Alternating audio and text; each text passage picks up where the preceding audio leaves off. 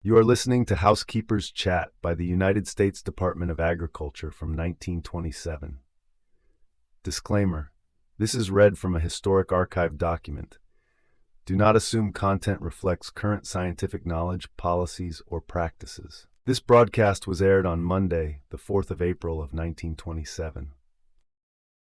Aunt Sammy will give away all the secrets of angel food cake making today. The cake recipe and the fish dinner are from the United States Bureau of Home Economics.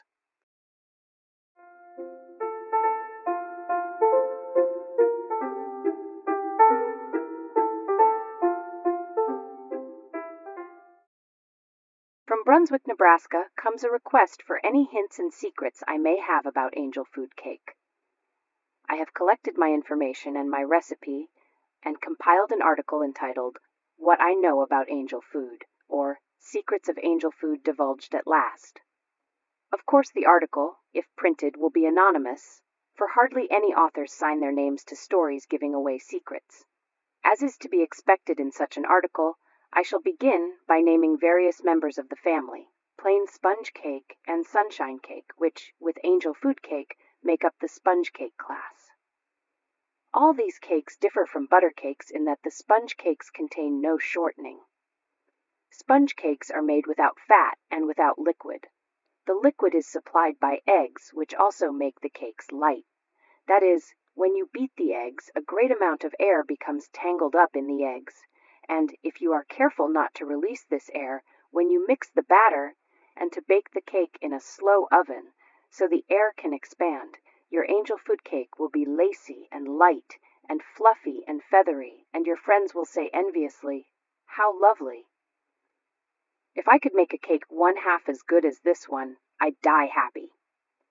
Of course, they could make cakes almost as good as yours if they'd remember about the careful mixing and the slow oven. Please take the ingredients now for an angel food cake. 6 ingredients: 1 cup soft wheat flour, 8 fairly large egg whites, 1 to 1½ cups sugar, half a teaspoon salt, 1 teaspoon flavoring, 1 teaspoon cream of tartar. Check your ingredients while I say them again. 1 cup soft wheat flour, 8 fairly large egg whites, 1 to 1½ cups sugar, half teaspoon salt, 1 teaspoon flavoring, 1 teaspoon cream of tartar. Now sift together 4 or 5 times the sugar, the flour, and 1/2 of salt. I want you to be sure your method of mixing is correct, so I'll repeat the statement. Sift together 4 or 5 times the sugar, flour, and 1/2 the salt. Then beat the egg whites with the other half of the salt until they are frothy. Next, add the cream of tartar to the eggs and beat them until they are light but not dry. Now into the beaten egg whites, fold the dry ingredients very carefully. When the mixture is partly blended, add the flavoring. Be very careful when you blend the dry ingredients and the eggs to use only the folding motion, for if you stir the mixture, you will release the air, and then the cake won't be nice and light. As soon as it is mixed, pour the batter into a smooth, ungreased pan. Use a tube pan for angel food because the center opening allows the cake mixture to heat evenly. A fairly large cake will require about an hour for baking. Bake it in a slow oven about 325 degrees Fahrenheit. Too hot an oven will cook the eggs before the air in the cake has a chance to expand, and the cake will be tough and heavy. A perfect angel food cake will rise for the first 30 minutes of its baking, become delicately brown the next 15 minutes, and shrink from the edge of the pan the last 15 minutes. When you have tested it with a toothpick and found that it is done, take it out of the oven and turn the pan upside down on a wire rack to cool. When the cake is cool, loosen it from the pan with a spatula. Never cut an angel food cake with a knife.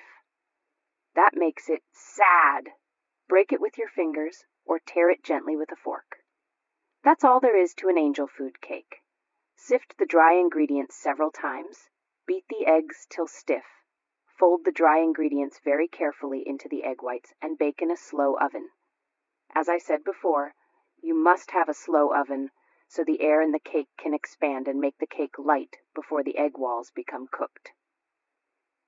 I might give you one more suggestion about sponge cakes and angel food cakes. If you do not have an abundance of eggs, you may substitute milk or water and baking powder for 1 or 2 of the eggs. Use 2 tablespoons of liquid and 1/2 teaspoon baking powder for each egg omitted. In this case, the baking powder is sifted with the flour, and the liquid is added before the egg whites are folded into the batter.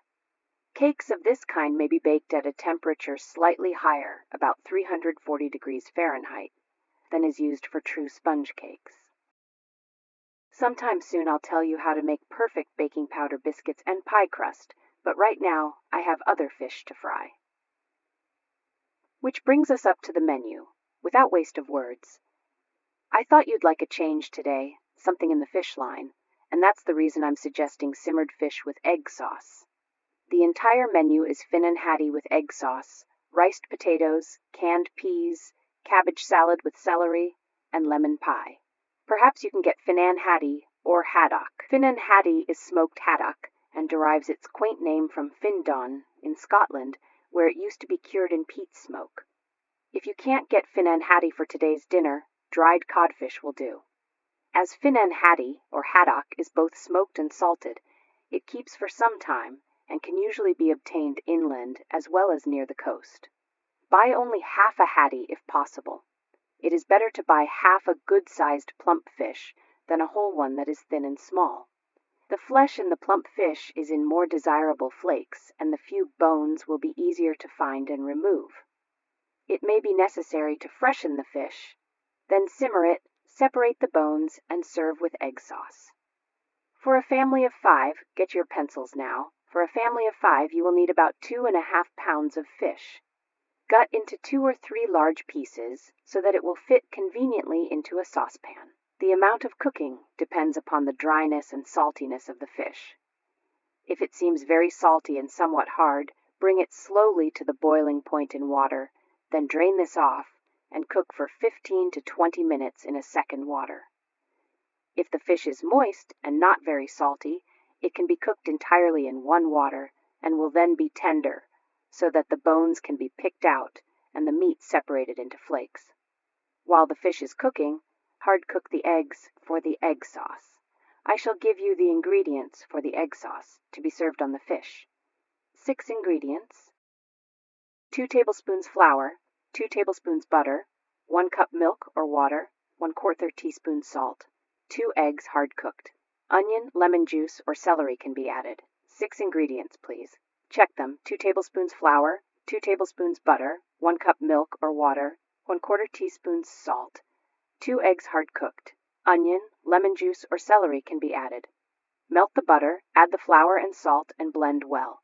Add the milk and stir constantly until thickened. Chop the hard-cooked eggs and add to the sauce. A well-beaten egg yolk stirred into the mixture after it is taken from the fire makes it richer. Stir the flaked fish into this sauce and serve at once. Plain boiled potatoes put through a ricer will be very good with the Finnan Haddie. If you have no ricer, mash the potatoes. Baked potatoes would be good too, but at this season of the year it is often difficult to find old potatoes of nice size and shape for baking. For ricing you can use imperfect, ones of any size and shape. New potatoes boiled whole and served with melted butter and minced parsley would also be delicious with this dinner. Vegetables are well represented in this meal: canned peas and cabbage salad with celery. Smoked fish requires a snappy, tart dessert, and we have that in lemon pie. Rhubarb pie or gooseberry pie would also be appetizing. The entire menu again is as follows: Finnan Haddie with egg sauce, riced potatoes, canned peas, cabbage salad with celery, and lemon pie.